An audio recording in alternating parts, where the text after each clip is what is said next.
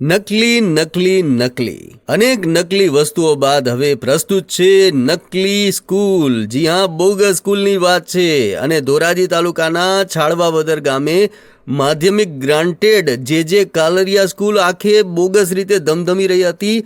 આટલું ઓછું હોય તેમ આ શાળાના શિક્ષક તો છેલ્લા 10 વર્ષથી મફતનો પગાર પણ લઈ રહ્યા છે। ને આ ખુલાસો અહીંના એક જાગૃત નાગરિકે કર્યો છે। આ ખુલાસો થવાની સાથે જ રાજકોટ જિલ્લા શિક્ષણ અધિકારીની ટીમ તપાસ માટે પહોંચી ગઈ અને સામે આવ્યું કે અહીં તો એક પણ વિદ્યાર્થી આવતા નથી, પણ ઓન પેપર 50 વિદ્યાર્થીઓ ધોરણ 9 અને 10માં અભ્યાસ કરે છે। આમ આ જે કાલરિયા સ્કૂલ તરફથી બધી જ સરકાર તરફથી જે શિષ્યવૃત્તિ સહિતની તમામ સુવિધાઓ લેવામાં આવી છે, પણ એક પણ વિદ્યાર્થી અહીં આવતો નથી અને શાળાના શિક્ષક છેલ્લા 10 વર્ષથી મોજે મોજ દર મહિનાની 1લી તારીખે તેમનો પગાર થઈ રહ્યો છે।